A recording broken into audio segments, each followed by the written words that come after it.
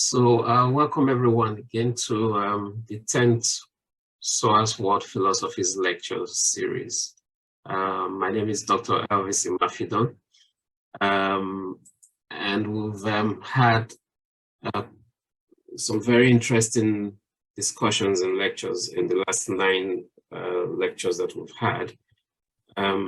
It's interesting that we have Professor Richard King here because I think he began this series February 2021, and Richard King is now with us here at SOAS. We stole him and brought him here.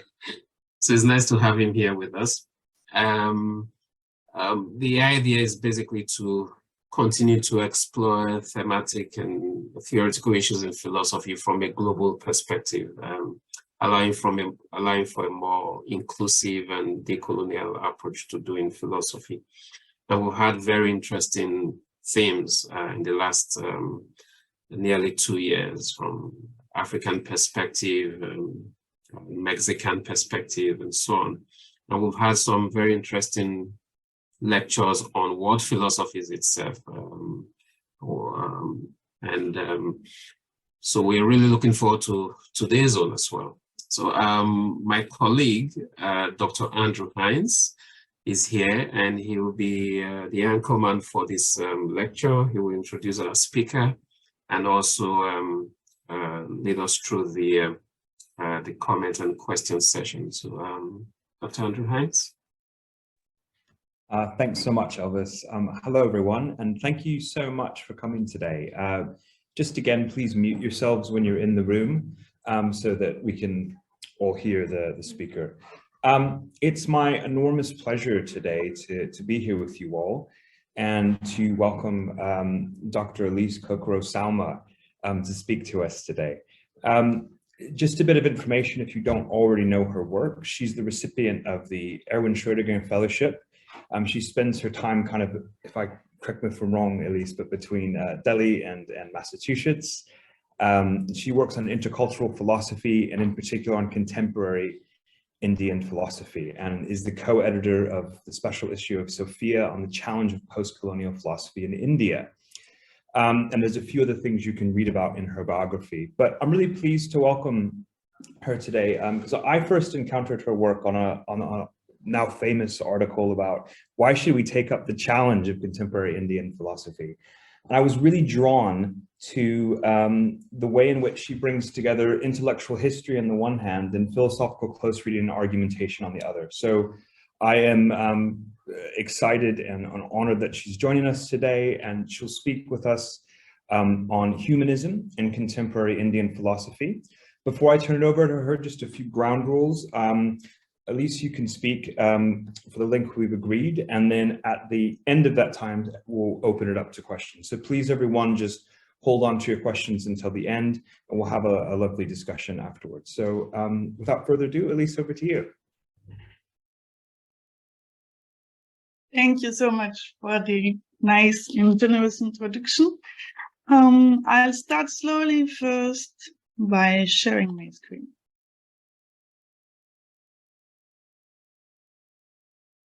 Okay, is it fine? And can you hear me all right, Andrew? Yeah? Yeah, okay. I can hear you. Okay, you'll have to be a little patient with me because I have a small screen today, so I'll have to adjust a little bit between you, my slides, and my notes. But I will start. So thank you so much for coming this morning or afternoon or evening. And I'll start without further ado. So I'm working on humanism in contemporary Indian philosophy.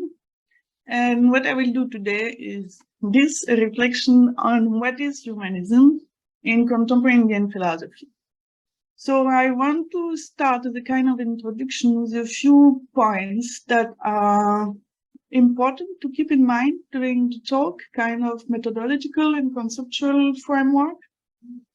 The first is, of course, there are many Indian philosophies in the plural, in different languages, in different even regions in the world these days, in different institutional structures that are more or less traditional, more or less working closely with Sanskrit sources in particular, more or less globalized. So this is one way, and there are other ways to do it and other authors, but I work with Indian philosophy in English in philosophy department of public Indian universities in the 20th century, mostly the second half, but actually it starts also earlier. And so humanism in this talk, I'm not really trying to make a kind of descriptive view of humanism as if it was something that is already scholarly established, like as if it were a movement or a school of Indian philosophy. But I'm trying to reflect about what it actually brings to our understanding of Indian philosophy, to think with the category of humanism. So in that sense, I don't mean and I don't imply that it's a standard category, but more like a working hypothesis. And it does not need to be a standard category. We can also discuss whether it is appropriate and whether it is useful to think of contemporary Indian philosophy in these terms. And so following this point, this lecture and in general, the lectures that I hold in, let's say, global philosophy departments, so outside India in particular, is always a place to reflect about what we do with Indian philosophy in a global world. And in this lecture in particular, means the idea of humanism, it's also a reflection I'm trying to have on compartments and borders in world philosophy, and how to think and how to include more of Indian philosophy in these global departments, and in particular why it could be useful to renew our categories and our ways to understand Indian philosophy, in that case, not as something that stops at a pre-modern time, at a classical time, and something that is still living, and as something that continue to evolve even after Neo-Advaita philosophy. And so I'm trying a little bit to challenge the relations between classical and contemporary, like to challenge the dichotomies and the oppositions that we often see between classical and contemporary or modern, and between Neo-Advaita philosophy that is supposed to be the latest kind of philosophy, and the possibility of a continuity in Indian philosophy. So today, so these are kind of points that I want to make clear and that remain valid for the presentation. Now today, what I will do is simply I will argue that there is a shift, a conceptual shift, that is operating in the approximately mid-20th century in academic Indian philosophy in English. As I said, mostly after independence, but actually the more I look at it and the more I see like kind of seeds that were planted before this, so as a kind of gradual continuation and evolution. I will try obviously to characterize this shift. And in particular, I want to show some texts and some philosophers and their idea of humanism. And I can already add now what it does not mean in this lecture. So in this lecture, humanism is not opposing human against nature. It will be clear, I think, in the lecture itself, but humanism in this context is much more in opposition to transcendental idealism or to an idea of a cosmology and a solipsistic liberation than it is in opposition to nature. And the opposition to nature with the question of technology or things that are related to that in Heidegger and in Western phenomenology are more reinterpreted in the Indian context as a distinction from Indian philosophy that is not in opposition to nature in these terms, in technological terms. So at no moment, human means here radical opposition to nature. And two more small notes as an introduction. I chose not to focus on one philosopher because I'm trying to show you how I work and the kind of general shift that I see. Obviously, it means that they have to isolate philosophers and ideas, and so there are, of course, counter exceptions. I do not mean that all Indian philosophers of contemporary times are interested in humanism, but I see it as a general shift that tells us something about Indian philosophy and the relation that Indian philosophy has with different traditions in its own, the Western tradition. And finally, the last point that I want to announce, and which I also think is I'm not really interested, neither here nor actually in my work, in characterizing humanism as something that is Indian or not Indian, and I'm not really interested in defining it in opposition or in distinction or even in similarity with European humanism, Western humanism. There are explicit and clear influences from the philosophical anthropological movement or from the phenomenological movements, and even inspiration from the humanism of the European Renaissance. And it is clearly and explicitly a dialogue that includes non-Indian sources. And from the perspective of an Indian philosopher in the mid-20th century, not including Western, like not being aware of Western development would just be considered ignorance. So in a way, it is not an option as we had in Europe. But the whole point, I think today, is not anymore to compare in these terms, to not try to essentialize humanism as something that comes from the Western European movement and to which India responded, and whether it's more or less the same or it's more or less authentic, simply for the reason that this presupposes always that we take as a paradigm the Western conception of humanism, and it's not something that I'm really interested in doing. So, what is important actually for me is to see how this category is relevant to think about compartment and to question the rupture, the radical rupture that we see between classical and modern and Indian and Western philosophy. So one thing that we should emphasize in this context is the complexity of this identity. The dichotomies between India and the West in classical and contemporary for the authors in the 20th century simply does not operate because they are using Western concepts to combat Indian orthodoxy at times. They are criticizing the predecessors of modern Indian philosophy to distinguish them philosophy. They use classical Indian concepts that resonate without feeling bound to be restricted to a historically defined use of it. And they criticize Western interpretation of Indian philosophy. And so the hermeneutic structure, the dialogical structure is and remain complex, and that's the interesting part of it. And I will continue.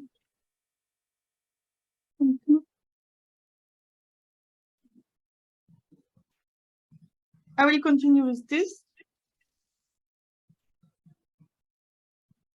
So, 1 second.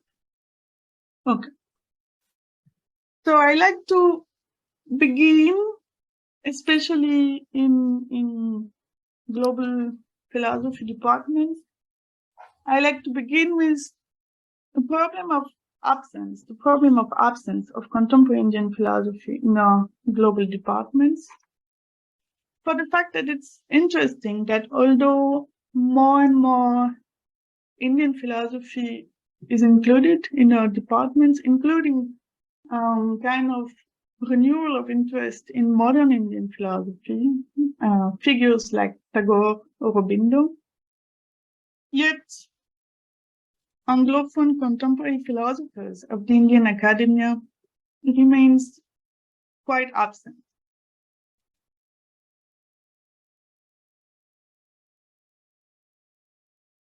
Okay. So for this, I made on this first slide a list of anthologies of contemporary Indian philosophy. And I do not mean to say that these are the only ones that have been published, like the only publications in contemporary Indian philosophy. They are definitely not. And of course, there are a lot of articles also and a lot of other books, but they are the most explicit ones focusing on contemporary Indian philosophy. And if you look at the authors there, I just need to zoom, I'm sorry. So you have Rammohan Roy, Tagore, different Tagore actually. Ramakrishna, Vivekananda, Dayananda, Gandhi, Sri Aurobindo, and then again Ramakrishna, Vivekananda, Tagore, Gandhi, Aurobindo, Radhakrishnan, Kumaraswamy, Iqbal. Iqbal is the only Muslim philosophers. And in all of them, if we look a little quickly, but if we look at all of them, the list is more or less standard. And more importantly, academic Indian philosophers are very few, and that is Kesavacharya. And Radhakrishnan, who was both public figure and also an academic Indian philosopher. Most of the other authors, and I'm sure you all know, like most of them or all of them, are actually public figures, public intellectuals, political figures engaged in Indian independence. That's, of course, for Gandhi. Spiritual figures, that's the case of Aurobindo, but also Vivekananda, Ramakrishna, Swami Dayananda, and so on. And Iqbal, as I said, was the only Muslim Indian philosophers. But so the list almost entirely excludes academic Indian philosophy. And K. Satchidananda Murthy, who I follow for this analysis, comments that these books are actually the manuals that they use for teaching in India. And the criteria for including or excluding philosophers are not very clear. And there are, of course, he notices also little academic philosophers. This is important for the way that we teach, think, and write about contemporary Indian philosophy. It tells us that the selection and the exclusion of academic Indian philosophers operate and has long-lasting influences. And the question is why? I used to think that it's because we have less resources, we have less manuals, we don't have a lot of documents that are available. After researching in particular in India and more, I think that's not the problem. There are huge piles of actually extremely good journals that have been published throughout the 20th century. A list of test shrift compilations with extremely well-documented articles and a lot of monographs. So I think Raju is right in that what is missing is the ready-made aspect, that is the kind of inclusion of academic Indian philosophy in a larger framework that would be these anthologies with historical context, philosophical context, and ways to use this text. Importantly, or more philosophically, the question is how to put academic Indian philosophy together, how to think of Indian academic philosophy as a whole. And that's a bigger problem. I'm sorry again for the slides, I'll have to switch back and forth. So, Satchidananda, who writes an excellent, actually, book that is called Philosophy in India, which is, by the way, the only book I found which explicitly mentions Muslim Indian philosophy, Christian Indian philosophy, Parsi Indian philosophy, Sikh Indian philosophy, that is different communities within the academic Indian philosophy. And so he writes he comments on 4 anthologies on contemporary Indian philosophy on academic Indian philosophy that have been published in the 20th century. And for your references, I put the bibliographical reference on the right, the ones that he's speaking about. And I will just read it to give you an idea of the diversity of academic Indian philosophy and why it is also a problem to find a fitting description to talk about contemporary Indian philosophy. So he writes 4 collections of papers by different professional philosophers, edited by Radhakrishnan, and we read Satchidananda Murthy, and Ramakrishna Rao, Margaret Chatterjee, and N.K. Devaraj, give a quite comprehensive presentation of the trends of philosophical thinking within Indian universities from the mid-30s to the mid-70s. For the first volume, there was not a single atheist or a materialist among its 25 contributors. All of them, except 7, were predominantly influenced by Advaita Vedanta, and 19 of them were idealists of some sort or other. This is the case in the anthology by Radhakrishnan. In the second volume, the fare is varied. Among its 22 contributors, there are an economist trying to understand the philosophical task, 4 humanists, a Marxist, an empirical atheistic dualist, an empirical theist, a pragmatist, an Aurobindo follower, 2 personalists, a phenomenologist, a language analyst, 3 Advaitins, a Vishishtadvaitin, an absolutist, an advocate of a worldview based on aesthetic experience, an analyst, metaphysician, and an axionoics exponent. And that's a list that sounds a lot, and that's precisely why I put it on the slide.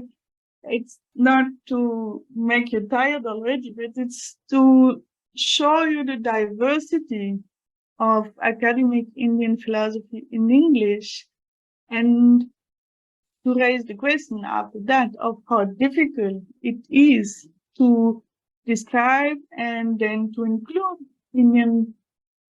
contemporary Indian philosophy in an anthology, in a syllabus, in teachings, because of its diversity, and the question, how should we describe it? How should we understand it?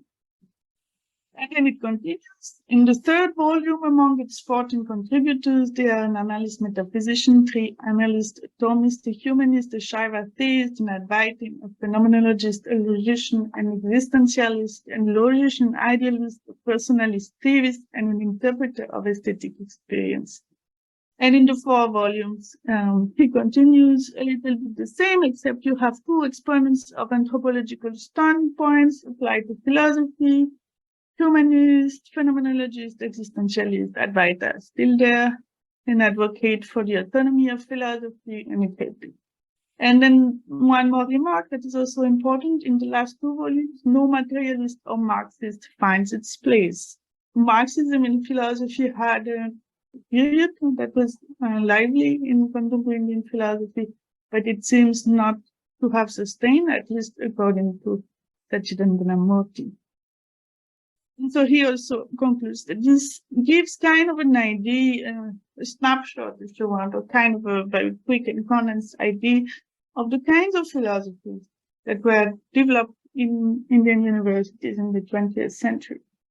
So again, the question is how, if we work with contemporary Indian philosophy, if we want to speak about contemporary Indian philosophy, how not to betray this diversity, how not to constrain it to some schools to say contemporary Indian philosophy is neo-Advaita, or contemporary Indian philosophy is only analytical Indian philosophy because of the British influence. So how to retain its diversity and not to reduce it to Western categories or Western schools or Western understanding of the Indian schools and say this is Nyaya, this is Advaita. Can we define Indian philosophy in a way that does not freeze it into one idea? And so, of course, you probably can anticipate my response, and my tentative answer is to try to look at it from a humanistic perspective, or to try to characterize it as a shift, an important shift towards humanism. And so this shift that is presented by Sachidananda Murthy, who was working in South India, is, I think, described in philosophical terms, that is, in conceptual terms, by Radhakrishnan, who was in Rajasthan University in the 20th century.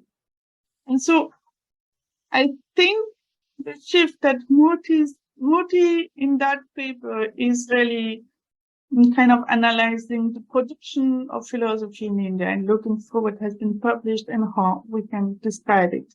Radhakrishnan looks at it from a different perspective, that is, from the perspective of conceptual evolution, in a book that is called Developments in Indian Philosophy from 18th Century Onwards, Classical and Western. And so I will read this quote. Again, I apologize for the short silences when I go back and forth my PowerPoint. So Radhakrishnan writes to describe the spirit, the self with which the philosophical thought of India had been concerned, both in traditional and modern times, gradually takes a fuller content and becomes more disworldly as philosophical thinking moves into the later half of the 20th century. And the Banerjee had already cut off its moorings from the quest for immortality and relationships to other beings with whom one was or could be in possible communication. Even earlier, a moral dimension seems to have been added to it right from Vivekananda onwards, bypassing the deep conflict between dharma and mokṣa, which had characterized Indian thinking in this regard from the beginning. A new kind of anthropocentrism in humanism appears to have taken hold of Indian thinkers, and we have the interesting spectacle of a development of man-centered thought in different directions. Thus, we have the radical humanism of M. Roy, the value-centered thought of N.K. Devaraj, and the anthropocentric and history-centered thought of Professor D.P. Chattopadhyaya.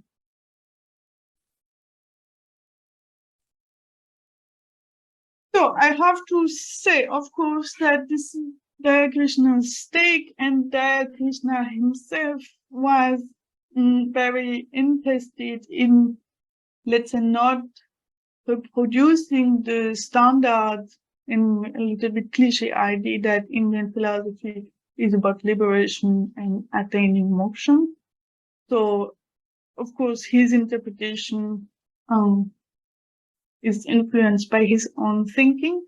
Nevertheless, I think the shift that he sees is, first, I agree that is actually visible, but also it's very interesting in what it says about Indian philosophy. It says first that indeed, unlike what we usually read, the story does not end with neo-Advaita, as we often believe Indian philosophy stops there, and it stops in a transcendental idealism, and it stops with liberation. and it stops with a focus on a self that is an absolute self.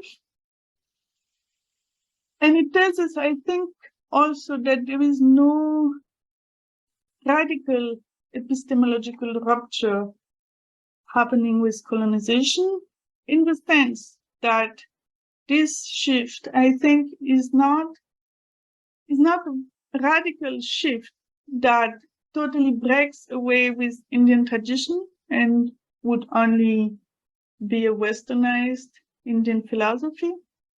There is a lot of interest and a lot of responses, not only to New Advaita and to people like Aurobindo and Vivekananda, but also a lot of reusing classical concepts with different meanings and with different interpretations. But there is no radical rupture. And there is also no, I think, specific point from which it would radically become different. I see it again more as a gradual evolution already in Aurobindo. There is an engagement with sciences and evolution, and just continues like it actually does also in the West, the kind of play of criticism and responses and evolution. And of course, they are also very different, and I'll mention this in a little bit. There are also different understanding of what is humanism that are more or less spiritual and more or less secular or politically critical. So what is humanism in that sense at this moment? How can we characterize it? I think, and it's also a comment by Ramakant Sinari, that one of the major characteristics is the term from solipsism, which doesn't necessarily mean a secularism or a secular view of Indian philosophy as totally rejecting the idea of mokṣa and liberation. But in any case, it is a term from a solipsistic account of liberation. Liberation also, of course, influenced by the fact that India was struggling against colonization, and so freedom and liberation became entangled in the mid-century. So liberation is also connected to the idea of freedom, and it is then a struggle in the world. It is not a struggle to reach a liberation out of the world, to be detached from the world, but a liberation here and now, engaged in political questions, social questions, historical questions. And so just before I turn to the next, I want to add just a few notes on the people that Krishna evokes there, and their humanism in 2-3 lines. So Andrew Banerjee, he writes there, had cut off its mooring from the quest for immortality in relationship to other beings with whom one was or could be in possible communication. Andrew Banerjee explores how the development of personhood from a stage of individual bondage to liberation as a kind of collective identity. And that's how it is interesting to see how they reuse in very contemporary ways classical Indian philosophy. And with Banerjee keeps the idea of reaching a liberation, and that we are bounded when we are in the world. But the avidya, the ignorance, the nature of the primary ignorance that holds us to the sphere of the world and ignorance, is the illusion of being alone in the world. And so he develops a philosophy where gradually we have to detach ourselves from ourselves to realize the idea that I with others, that I am primarily and essentially connected with others in a unity that is a we. And so we is the ultimate realization of philosophy, that we always have been together. Roy, I won't speak too much here about him because I see him more as one of the influence on contemporary Indian philosophers in academia. Roy was a revolutionary interested in social progress and in the struggle for independence. And so he developed an idea of radical humanism, which is a quest for freedom that was really associated with the freedom movement and is more politically grounded. So I think it's one influence, and say a word about it, one influence on contemporary academic Indian philosophy. And Devaraj is the one who developed the idea of humanism historically and philosophically the most explicitly in all of his monographs in Indian philosophy, in Western philosophy, and we'll see in a second what he thinks is humanism. And G.P. Chattopadhyaya, that Radhakrishnan is mentioning as at the end, is concerned with, is challenging the universal and impersonal claims of scientific knowledge by arguing that science is essentially a historical phenomenon, and thus it's also subject to changes, to historical changes. So his challenge of what he sees as a Western scientism is grounded in anthropology, in an anthropological view of sciences. And he's also extremely famous for being the editor of a huge project of history of Indian science, philosophy, and cultures. It has so many volumes, and have in that project of wanting to develop a historically grounded and scientifically grounded knowledge of Indian heritage, history, culture, philosophy. So that's for the people mentioned by Radhakrishnan. Now, very shortly, because Devaraj is the one who puts the most words on it, his definition, so then I apologize. I won't read everything, but just the beginning of both. First on the right, creative humanism adopts both theoretical instance with the significant difference that it installs the evolving cultural self in place of ātman or Tao, and exhorts us to live in and work for its enrichment and growth. It also declares that self as against the eternal ātman or absolute of the Vedanta to be the object of philosophic analysis and knowledge. So this is a clear view, and it represents not only N.K. Devaraj, but all, I think, generation of contemporary Indian philosophers. And it expresses very well how they keep a look at classical Indian philosophy, but they refuse to see it as in a beginningless, endless perspective, to see it as a absolute conception of the self that is connected to a cosmos. So it's really a criticism of this idea of self as something that was there once and for all, and that we should reach outside of the common world. And so on the left, I describes it in a different way. Creative humanism is a type of man-centered philosophy which takes creativity to be the dominant and most important characteristic of the human beings. So here the term man-centered has twofold significance. It implies that the proper object of philosophical inquiry is man himself. And then he continues, in the second place, the epithet man-centered is intended to exclude superhuman reference from our view of the universe. So he chooses superhuman, and then he explains why supernatural, and this again refers to the exclusion of Brahman, or the the will to have a self that is grounded in the world.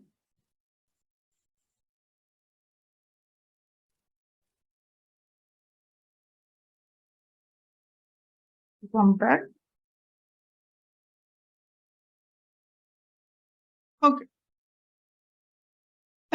These are not the only authors. Even Radhakrishnan includes Sundararajan, Basant Kumar Malik, Sachidananda Murthy himself, Shivaji Bhattacharya, Rajendra Prasad, a list of philosophers that in their own rights deserve to be there, but I can't go on everything. So what we should remember from this part is, I think, the main opposition or the main difference or the main shift from humanism at this point is an opposition to solipsism and an opposition to the idea that renouncing the world should be an ideal and that reaching an absolute out of the world should be the aim of philosophy. There are two more characteristics that the questioner sees. If you can't see, I have signs of my screen. If you cannot read the PowerPoint, let me know. So the second aspect of humanism in that sense is a return from the temporal to the temporal, historical, living world of the embodied being, and it's connected to the first aspect, of course. And Krishna writes, the return to the temporal, historical, living world of the embodied being who is a member of society and polity and actively participates in the building up of a common intersubjective world in cooperation with other human beings seems to be a common concern of most Indian philosophers who have written in the English language after their contact with the Western world. But yet, while the emphasis in Kesava Bhattacharya's thought was primarily on a return from the identifications of the self with each succeeding level of objectivity, seeing thereby the essential freedom of man as consisting in the identifications of Kesava Bhattacharya is still located in the transcendental absolute goal of philosophy. It is only in later thinkers, starting from N.V. Banerjee, that the isolated, de-identified self is understood not in terms of freedom, but as deprived and cut off from its relationship with the others, which constitute, according to him, the essential reality of the self, and in the fulfillment of this relational obligation lies its real freedom. And then Kalidas Bhattacharya, who is the son of Kesava Bhattacharya, lies in between. Indeed, there are differences already with his father, but he's still indeed conceiving the self in isolation from other self, or not necessarily at least related to other self in the sense of Banerjee. In Mohanty and Sundararajan, we find the impulse to return more self-consciously and concretely formulated, a return which becomes even more emphatically visible in the concern with historicity so explicitly manifest in the writings of Chattopadhyaya. So this is, the expected counter-movement to solipsism. So if you refuse solipsism and the idea of individual transcendental liberation out of the world, then of course you are looking at questions in intersubjectivity, at the relevance of historicity to an extent, question in hermeneutics. And so there is here, of course, an influence of concepts like being in the world, concepts like the life world that are strongly phenomenologically influenced. But also here again, the diversity of the responses is interesting. it is also a challenge to what is felt as too much emphasis on sciences as something that is on the truth of sciences, on the universal truth of sciences. And Chattopadhyaya comments on for example, the discussion between Tagore and Einstein, where Tagore emphasizes the subjective aspect in sciences, and Chattopadhyaya says there I have to agree with Tagore. So there is at the same time a borrowing and an influence of phenomenology into contemporary Indian philosophy at that time, and at the same time they use this influence and this concept to return it against what they see is what they refute, basically, which is too much emphasis on analysis and linguistics.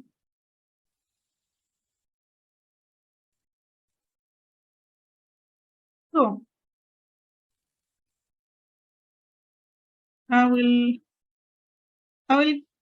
jump a little bit, but I want to show you this. So this a little bit of details, of course, to also show you what I understand as humanism, contemporary Indian philosophy, and how to define them.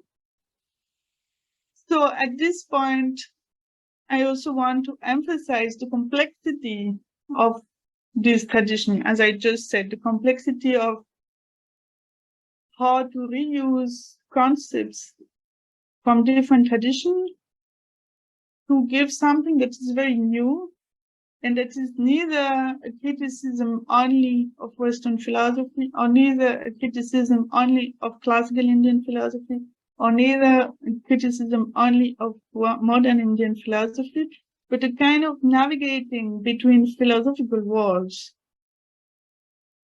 because of a hermeneutic situation that is cross-cultural, and how to think at the same time through these traditions. And this is an illustration by Satchidananda Murthy that illustrates it very well. He admits it in the very preface of his book, Man, Metaphysics and Freedom. My thought is firmly rooted in Vedanta and to some extent the teaching of the Buddha, but I have not been impervious to the contemporary philosophical situation. The writings of the existentialists, especially Jaspers, have much influenced me. I owe many ideas and certain trends of thinking to Heidegger, Buber, Marcel, Niebuhr, and others. But I believe the final outcome is not just a reinterpretation of Vedanta or a resume of existentialism, but one possible type of synthesis under the two influences of psychology and cultural anthropology, without forgetting the lessons of linguistic analysis.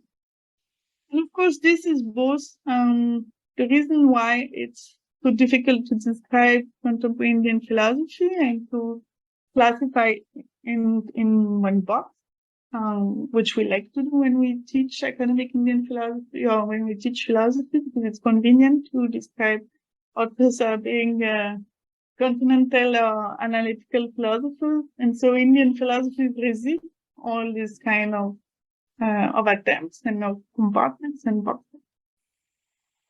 And at the same time, I think it's precisely also why it is original and interesting, because it teaches us a lot on the dialogical dimension of philosophy and of contemporary Indian philosophy.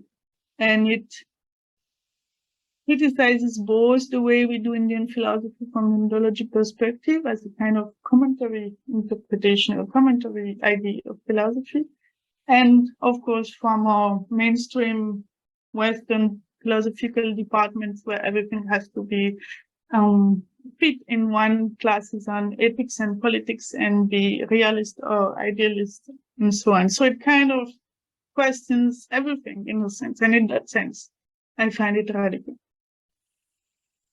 I have just 10 minutes, so I want to say just a few things finally on humanism to be a little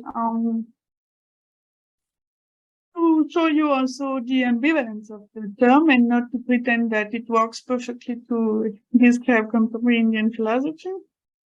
So, reading more and more of academic Indian philosophy, I find that there are three main lines of influence, the intellectual influence on humanism, that more often than not go together. So one, I see one line following M.N. Roy, I mentioned as radical humanist, that is a kind of very affirmatively scientific, sometimes materialist, and in any case, secular view of Indian philosophy with a strong influence on freedom as individual freedom, on social progress, political philosophy. On the other hand, and that's the part where it becomes problematic to work with humanism, there is a line by Radhakrishnan and P.T. Raju in particular, which at the same time, so we are there, these are the predecessors to my generation, so it's the time where colonization was a reality, and so Radhakrishnan's way and P.T. Raju's way of tackling Western colonization was to emphasize and argue on the spirituality of Indian philosophy against the kind of too positivistic and too scientific and too materialist view of philosophy of the West. And M.N. Roy, of course, is doing the opposite. And the third line of influence, I think, is by those who are inspired by Tagore. Tagore is a little in between. For him, at that point, India had to avoid, India vis-a-vis the West had to avoid the trouble of nationalism that he wrote about in a famous lecture. So his humanism is neither overly spiritual as to affirming the superiority of Indian philosophy because of its spirituality, but it's also not to follow the secularism and the materialism of the West and freedom in that sense, because at his time, he lived the First and Second World War, so the West was not only something to follow. And so humanism in this literature can mean then several things. And at the end, I think that it's precisely because it could mean different things and it was encompassing enough that Indian philosophers were attracted to humanism, because within this humanistic idea, they could reuse, reinterpret, and challenge a wide range of ideologies. So I think that it's because the meaning is wide that it was actually used and reused and taken up in contemporary Indian philosophy. But it's true that that the problem remains that there is an ambiguity between those who use the term humanism with a spiritual sense, in particular those who follow the New Advaita and who confront Western philosophy with it, and those who use humanism as radical humanism as a materialist opposition to Vedantin influence. And then just have a very quick look there. So this is also an anthology of contemporary Indian philosophy by D.L. Kumar, which is also much used in India. And for him, it's written still in the 70s, but it's the opposite of what I said. They all are humanist Indian philosophers. Some of them combine both humanism and humanitarianism. but their philosophical humanism is of a particular type. Humanism these days has come to acquire a definite import. It is scientific humanism. It's based on the realization that is man itself who can shape his own destiny. And then he says this kind of humanism becomes positivistic, secular, and disworldly in its outlook. Obviously, this doctrine is not compatible with the standpoint adopted by the contemporary Indian thinkers. They have an unflinching faith in the ultimacy of spiritual pursuits and ideals.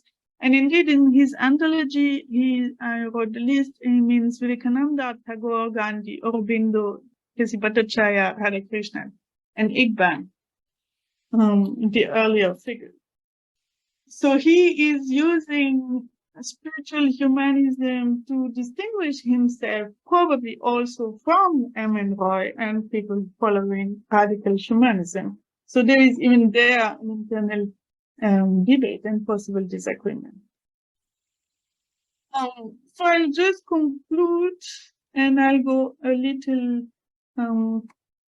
quickly on the last thing. So, of course, this is not the whole of contemporary Indian philosophy. I think it says something important at that time. It expresses something that was missing for contemporary India, for independent India. That is the emphasis on the human self in the plural, the human self that is intersubjectively connected, the human self that is historically grounded in philosophy in India at that time, which has historical reasons for sure, conceptual reasons for sure, and which is deeply engaged in a very complex and multidirectional dialogue with modern sources that are just before them, including the debate on freedom at the time of Indian independence, including spiritual figures, more spiritually oriented figures, including classical Indian concepts, including Western developments of phenomenology, existentialism, and philosophical anthropology at that time. I think there are three directions which I won't develop now, which are important for philosophical development. One is epistemic pluralism, and how it started a debate actually on pluralism, which was an epistemological necessity at that time, to understand different frameworks, admit different standpoints, to understand the plurality and different views on science and hermeneutic. That's one debate. I think another one, but I think it's clear, is dharma and intersubjectivity, to question also the idea of human rights, the social ideal, political idea of India at independence. And so philosophically, how we connect to others, how we are related with others.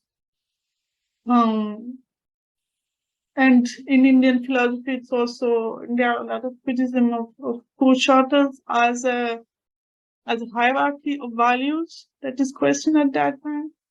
And the last one I evoked is liberation and freedom, and liberation out of the world versus a freedom in the world that is in particular important at the time of Indian independence. So finally, and I'll conclude again, why is it important, I think, to include this view of contemporary Indian philosophy, and why should we not stop at, I don't know, Tagore or Gandhi or Vivekananda? I try to show, and I hope that I managed that much, to show that the dialogue, that Indian philosophy never stopped and is just continuing in the 20th century. And first, it's an injustice to decide that it's classical and dead, or just modern and it is New Advaita, but also because it gives us lively and a very complex understanding of what is dialogue in philosophy and in philosophical developments, and how to think of classical, contemporary Indian and Western, not as dichotomies, but are as continuous responses and philosophical responses that continue Indian philosophy. And the last point is, I did not include here, this addiction has also another problem. I barely mentioned Muslim philosophies. This diversity in India is something that people often ask me, and it's true. This diversity of contemporary Indian philosophy is not the whole picture, and it should go, and we can discuss about it, but it should include also different communities and different philosophical developments in contemporary Indian philosophy. That's for sure. And that's also why I mentioned Satchidananda Murthy, who actually made an effort to include different communities, and there are also dialogical experiments in that sense. So I'll stop here, and I'm just 3 minutes over time. And thank you so much for listening.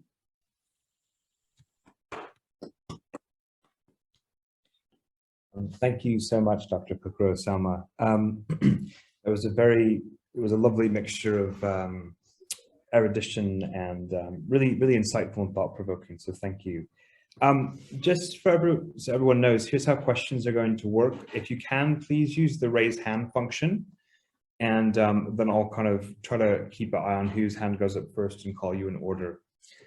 Just to start with one question, I was definitely convinced by you highlighting that we, in order to not betray or reduce the fundamentally dialogical dimension of all the different diverse strands of contemporary Indian philosophy, and yet at the same time to have a grouping under this word humanism, that convinced me. However, I just wondered if you kind of began to hint at this towards the end, but in your view, what are some of the limitations of that word humanistic or humanism with this grouping? Are there any limitations you can think of? That was just one thing I was curious about. So, yeah. Sure. One is honestly that, of course, it limits the philosophers I include, and I do it knowing and admitting that it doesn't encompass the whole of contemporary Indian philosophy at that time. And in particular, indeed, Indian philosophy was influenced by analytical philosophy from England in particular. And so there is a whole other development in logic, analytical philosophy, philosophy of mind, which partly some of them fit in epistemological pluralism, because some of them were interested in thinking epistemologically the question of plurality. So in that sense, they have a humanistic dimension. But I mean, there are also just philosophers interested in logic, and in either in Western logic or in kind of translating Indian logic into Western logic, and this is not necessarily related to humanism. So there are some philosophers that I leave aside. They are lucky; they have had a better reception. That's why I allow myself to leave them aside. B.K. Matilal, in particular, played a major role in including analytical Indian philosophy into the canon. So I think they are better off in that sense. But yeah, and that's one limit. The other limit I talked about is that humanism is not a homogeneous concept. And so, of course, it can mean not exactly one thing and its opposite, but it can have very different connotations, which I think are interesting to show its development. But of course, you could also say then you can put everything into it. It's not true, you cannot put everything into it, but it's true that it has internal tensions, and that I don't want to even try to erase, because I think it's part of the concept. Brilliant. Thank you so much for that reply. I'm going to go now to Professor Richard King. Thank you, Andrew. Thank you, Elise. I really enjoyed your talk, and I particularly like the conclusion in the sense that the idea that one of the ways in which humanism, this is my reading, tell me if I've done this wrongly, but because humanism can cover a variety of slightly different metaphysical commitments. So you can have if you like, a more secularist version, or one that combines other, for want of a better word, spiritual or supernaturalist elements within it. That it works as a discourse for recognition and representation of Indian philosophy, and it's that recognition and reputation that I wanted to ask you about, because I think I'd like to make a distinction between the fact that we can recognize that because Indian philosophy is so rich and diverse, that there is indeed much going on in that tradition which could be classified under this particular rubric, this construction of humanistic in the way that you describe, but we can still distinguish that from the fact that why is this discourse emerging? And for me, and I'd like your views on this, it relates to what we might call the elephant in the room, which is that many of these thinkers are writing in a context of coloniality, and in a situation where something you've written about yourself, about the kind of exclusion, the classification, and the kind of regionalization of Indian philosophers. So you have like the Pandit communities who have been much reduced. You have academic institutionalized philosophers. And then, of course, you have a whole gamut of, as you rightly pointed out, political public figures who are thought of as philosophers, but might not be thought of as academic philosophers in the strict sense. And so in that context, characterizing modern Indian philosophy is quite difficult, because you could be too narrow if you just focus on the academic philosophers. But the issue there is gatekeeping, or part one of the issues, isn't it? It's what is allowed to go into this space, this global space called philosophy, and the fact that in this period of time, the shift in modern Western philosophy is very much towards a kind of secular self-understanding of itself.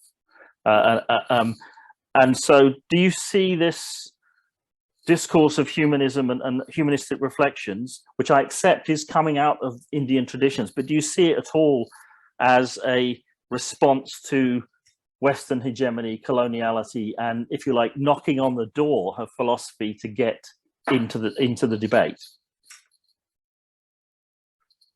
Thank you for the question. Sure. It's a question about which we could, I think, speak one more hour, because there are many gatekeepers of different kinds. So it's hard to restrict. I mean, the role of Indian philosophy, in a way, does not receive the place it deserves. It is true for philosophy in Sanskrit, including contemporary philosophers in Sanskrit in more traditional communities who have usually very restricted access to the global discourse. It is true of vernacular Indian philosophies in Bengali, in Hindi, in South Indian languages, which are very difficult to access and to receive in the global discourse. It is true of my English writing Indian philosophers. And the question indeed that I asked myself earlier was why? Because they write in English, so that should be easy. And it's not. And of course, so it's a response to colonization, yet I was focusing on only on this earlier, in the sense on emphasizing the decolonization or the post-colonial response, which you see you have even in Chattopadhyaya and Swarajin ideas. you have early texts that are like texts literally fighting colonization in India.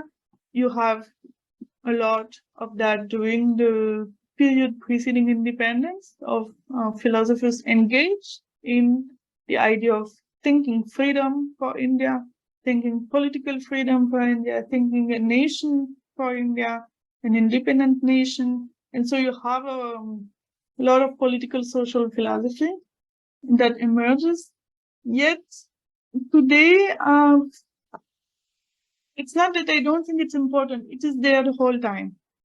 But I think in India, if we only focus on the post-colonial dimension of English Indian philosophy at that time, we also tend to miss the internal debates. Because at that time, there is also a lot of political philosophy for reforming Indian orthodoxy. There are also a lot of debates engaging with classical Indian philosophy to detach it from its sacrality or the felt sacrality of the world and the difficulty to criticize the idea of moksha as a goal of Indian philosophy.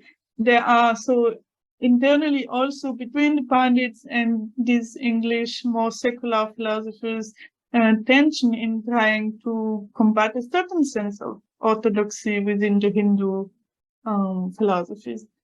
So today, I don't mean that the post-colonial is not important, but I don't want it to hide much more diverse and, in a sense, in an Indian context, more urgent kind of debate, including on the diversity or not of Indian philosophy, including women, including, the problem of caste and why we have only Bengali Brahmins writing philosophy in the 20th century. So I totally agree with you, but I don't want to calibrate lectures according to this so as not to miss extremely important internal debates and evolutions of Indian philosophy also.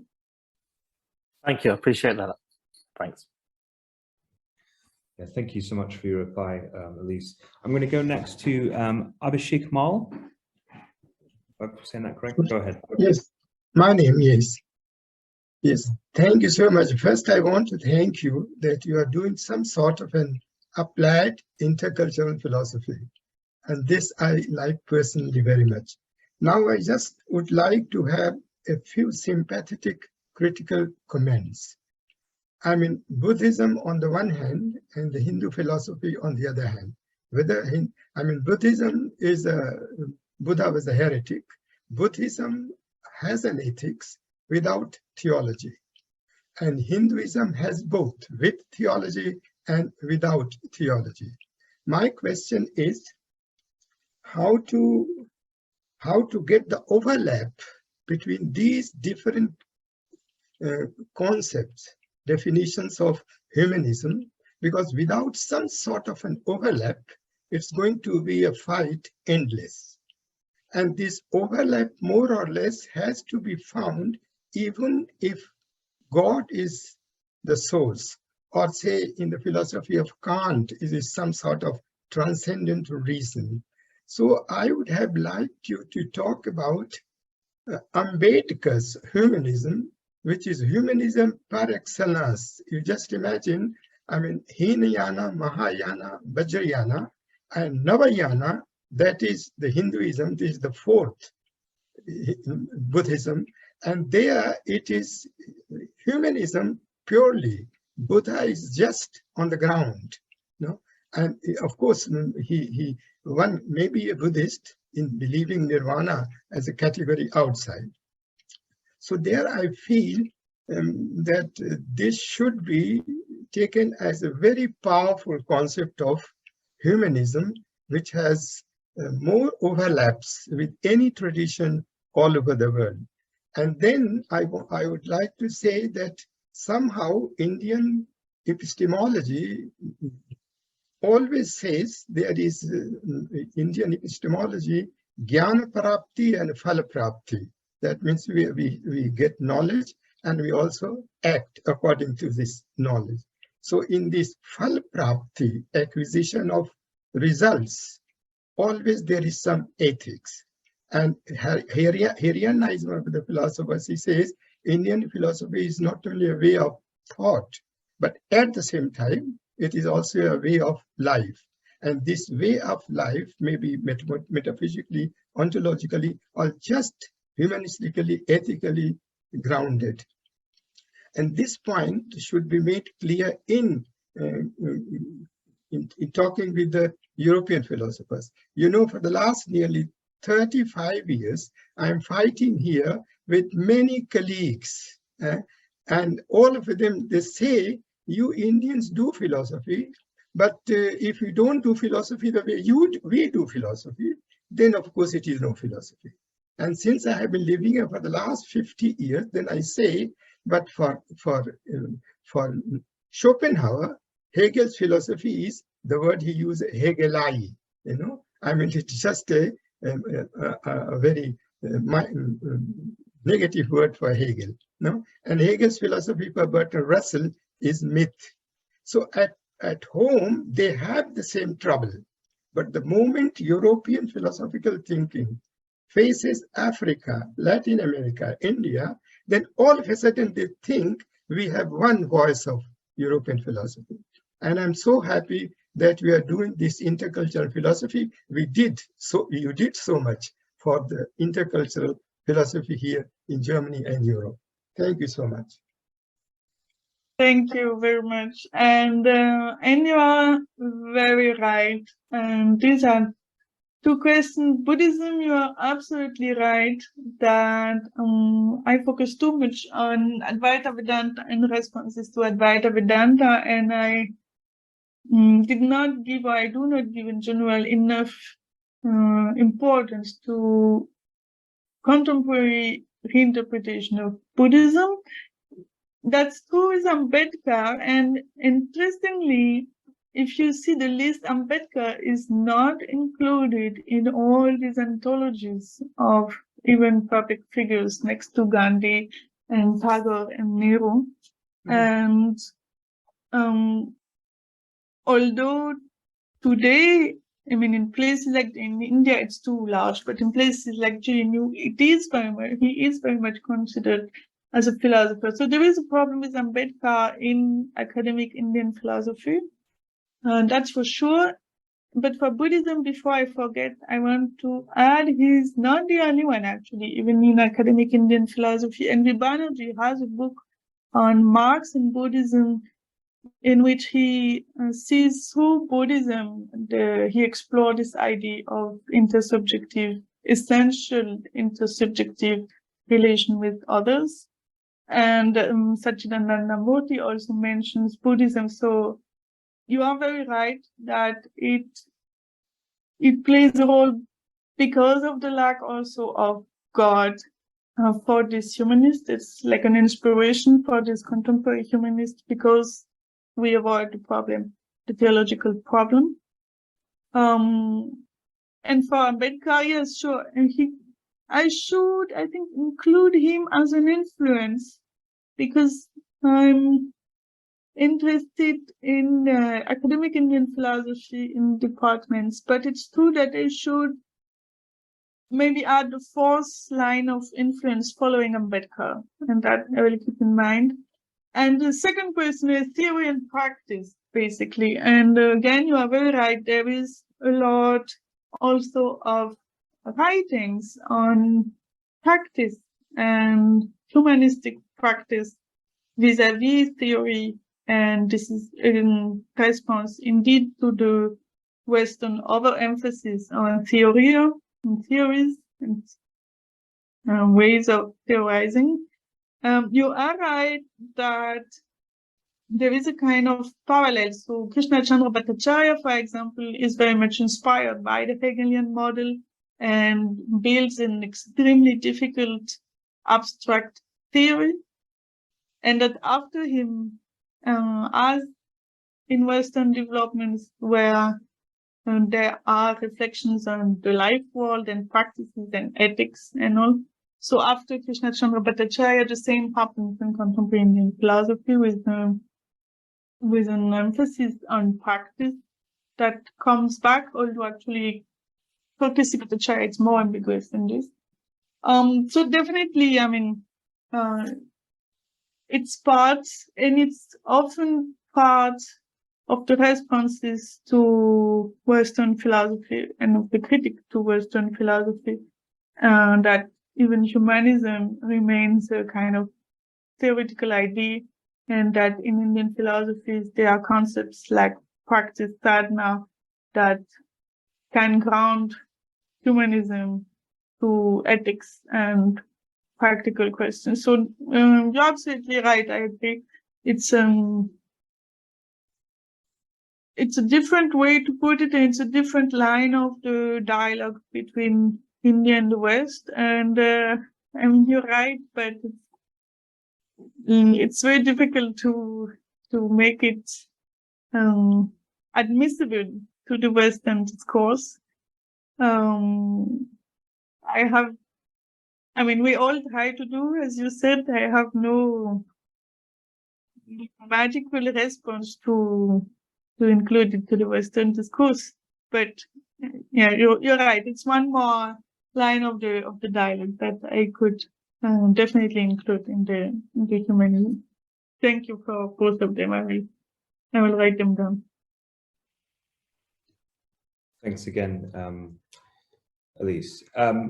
We have time for one more question. I see, Richard, did you want to ask a follow-up? Is that right?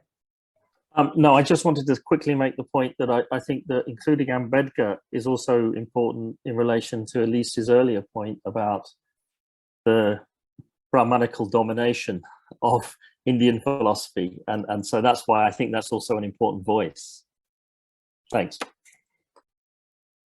Sure.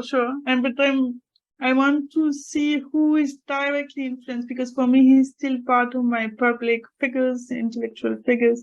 So the question that is really interesting for me now is who is directly influenced by him and takes up his voice into the academic philosophical discourse. And that's a harder question, I have to say. Fantastic, thank you.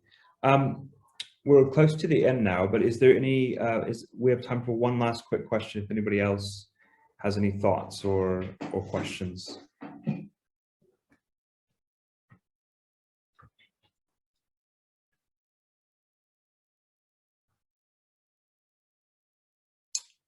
Okay, well, on that note then, do you have any final thoughts you want to share, Elise, or are we happy to close?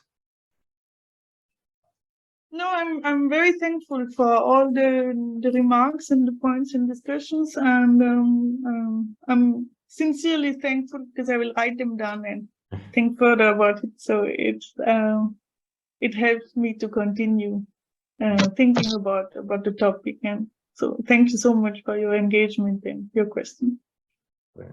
Well, thank you so much for such an interesting talk, and I wish everybody a lovely weekend wherever you are, and thank you again, Dr. Coquereau-Saouma.